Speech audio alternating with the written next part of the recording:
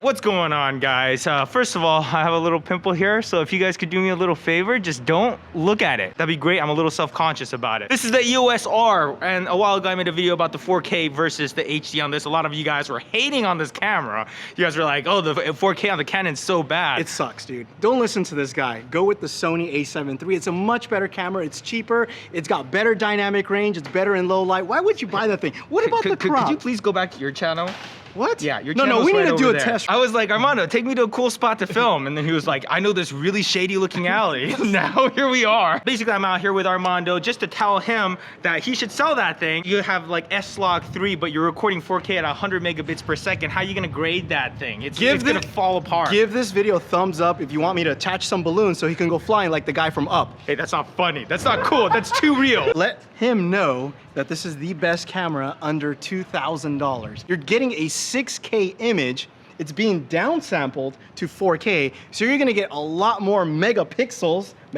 In theory, how are you gonna be a YouTuber, vlogger, and not have a flip out screen? You're just like looking at this like piece of glass. Good thing we're not shooting this with the EOS R, or I would be like this because of that damn crop. So we set up a bunch of shots side by side, and we're gonna like compare them and actually see which camera looks better in what conditions. So we also did a couple tests on my channel. We're doing autofocus, low light, and also color science. So if you guys are interested in watching that, head on over to the channel. I'm sure there'll be a link. This is not a commercial for your channel, okay? You're on Subscribe. potato jet time right now. Subscribe. Go over to his channel and unsubscribe if you're already subscribed. That's terrible. Don't do that. Why don't you unsubscribe and see which one? We'll check Social Blade tomorrow. Okay, let's not do this. Let's not do this. All right, so you guys already know the drill by now. We went out and shot a sequence side by side with these cameras, some with matching cinema lenses and some with comparable native lenses. Watch this sequence and tell me which camera you like better. Camera 1 on the left or camera 2 on the right. Here we go.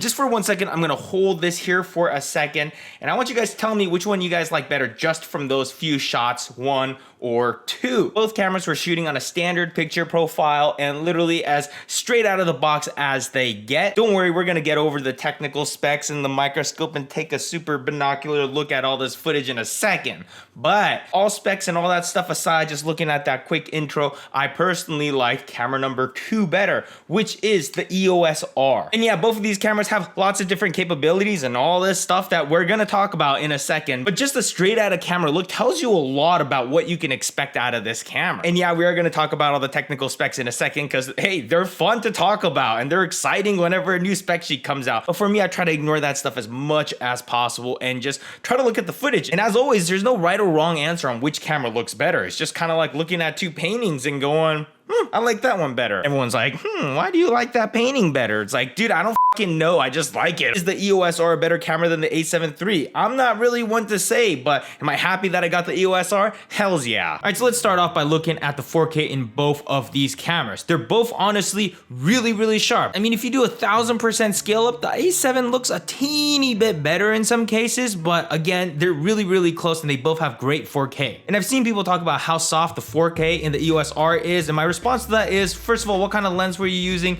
And are you sure you got critical focus, or were you just using peaking? Because I can promise you that if you're using matching cinema lenses, it's neck and neck with the A7 III. But we did notice something. On the A7 III, you can shoot 4K in either full frame mode or Super 35. If we take a microscope up to it, the Super 35 mode does not look nearly as good as if you're using that full frame sensor. So if you have an A7 III, you want to get the most out of your 4K, keep your dirty little fingers off that Super 35 mode. On the other hand, as we all know, Canon crops in automatically in 4K, which sucks. So yeah, unfortunately, you're gonna need to get yourself some wider lenses for that 4K punched in mode. But on the bright side, the 4K is super sharp and the codec is nice and beefy, up to 480 megabits per second, meaning it should be able to withstand some heavy grading. Armando's gonna be grading both these cameras, so more on his video. All right, so now we know that both cameras have excellent 4K, but how about the HD? And I personally shoot all my YouTube videos in HD. Like right now, I'm shooting on an 80D, and there's several different reasons why I do that. But for one, I spend a long time filming these videos, and there's a lot of data. Have you noticed that I've been filming since it was bright outside and now it's dark? I don't need to be more of a data hoarder than I already am. I mean, look at this. Each one of these is like 4 terabytes, a couple of 8 terabytes.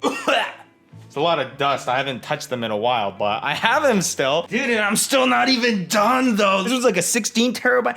Guys, I burn through media like crazy. And I've been there shooting the highest resolution possible all the time and never wanting to delete any footage. But seriously though, after like years of this insanity, I'm done. I'm shooting HD, bro. Another question is, do you really want 4K? And if so, why? A lot of people say, oh, they want higher resolution so they could punch in and more pixels. And yeah, that's all valid. But if you're a vlogger, do you really want this thing right up in your face filming every little pore? All right, so let's take a look at this for a second. Now we are on 4K. Looks nice and sharp, right? But are you sure you want to come this close? You really want to see all these like little details? You want to see like little hair? You can see my chipped tooth right there that got shot out by a BB gun. I feel like I asked you nicely to not look at my pimple, but now that we're in 4K, I feel like you guys can't help it. And this is kind of disrespectful, you know? I'm like trying to make this video for you guys and try to be helpful, and you guys are just, you know, just staring at my pimples. And I'm convinced that's why a majority of movies that are out in theaters today is shot on the Arri Alexa, which has a 3.2K sensor, not even a 4K sensor, because these actors and famous people, they're not perfect. When you do a close-up, you're taking a picture of someone like this big and blowing it up into something that's like 50 feet tall. Like, that's scary. I mean, even with this HD camera, like this pimple's a little bit sharp here.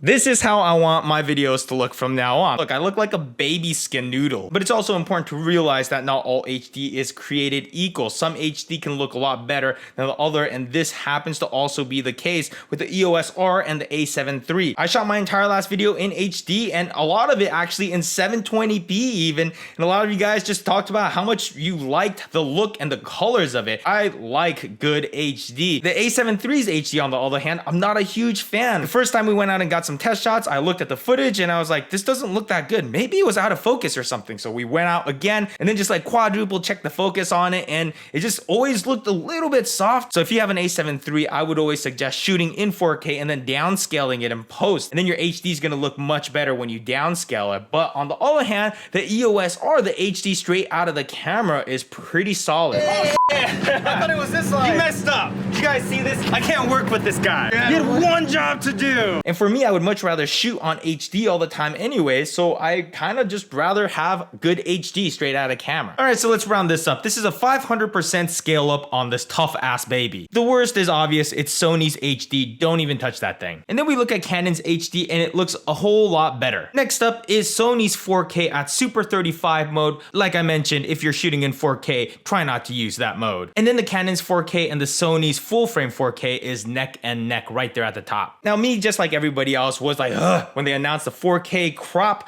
but I thought about it for a while and I ended up buying it. And yes, I did buy it. Canon never sends me free stuff. Although Canon, if you're watching, please send me free stuff. I'm going so broke because of you guys. But after thinking about it for a little while, I realized the 4K crop isn't the worst thing in the world for me, because first of all, I know the HD out of this camera is really solid, and that's what I'm going to be shooting all my YouTube stuff with. And if you saw my last video, I think even the 720p is not terrible for YouTube. I think it's enough. And the other half of the time when I'm not shooting YouTube videos, I'm shooting projects, commercials, whatever work brings in. And for those commercials, I really love the fact that this has C-Log, because C-Log is really nice to grade. It's powerful, it's flexible. And usually if I'm filming for work, I'm not filming myself. I'm usually filming other objects. So I don't really need super wide frames. So I just slap on tighter lenses, and I could also use this Sigma 18-35, which I really, really love. And of course I can throw this on a gimbal, and I know the dual pixel autofocus is going to do a pretty good job because I've trusted trusted that since the C300 Mark II, but of course Armando's running some tests to compare the autofocus on these two as well. So with a gimbal by myself, I can get really good 4K with a good codec, with a good color profile. So when you're considering all of that, you know, this is kind of a good deal for a professional grade camera. Now the A7 III, don't get me wrong, is a spectacular camera. I'm just trying to explain why I skipped that when that came out and why I'm buying this, even though it's more expensive. For me, I think it's worth it. Starting to lose a little bit of sun here. It's starting to get darker. Once it gets pitch black, we're gonna do a couple of low light tests.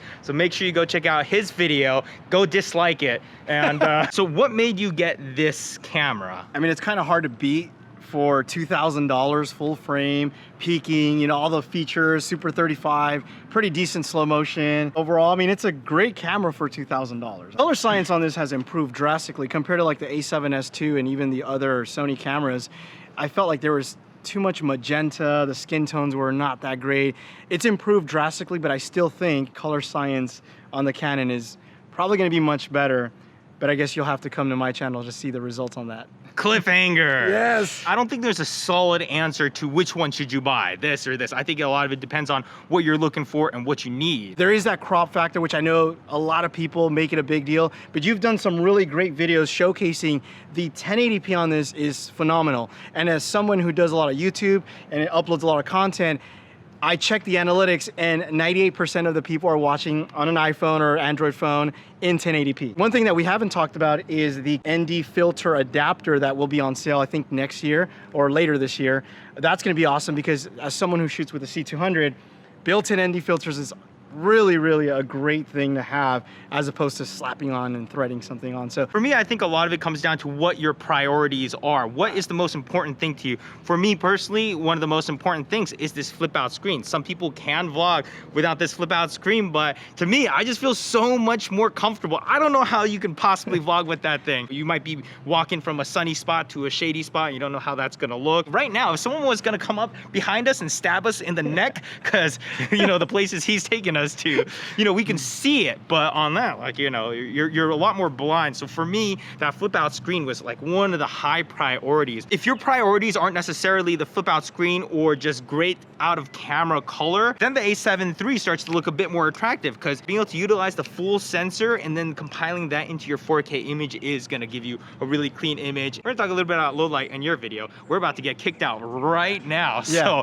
we're gonna have to wrap this video up quick. We're literally getting kicked out right now. All right, talk to you guys later. So now we're back at my pad and we're gonna do our traditional reading of comments. So let's do this. By the way, this might not be my pad for even that much longer. That's right, we might be moving in about 2 months. This might all change. My background might be, hopefully, something really cool. So let's take a look at what the top comment was for the last video. Ugh, sucked in by another premiere. Man, I hate these premieres. And when I first saw that option, I was like, that might be kind of cool, but I think it causes a lot more frustration. Hardline says, you look like the kid from the Up movie. No, I don't. YouTube is more and more becoming like TV. Got it. Never touch that premiere button. So are we just ignoring the fact that the kid from Up totally put his hand on dried up bird shit on the pier?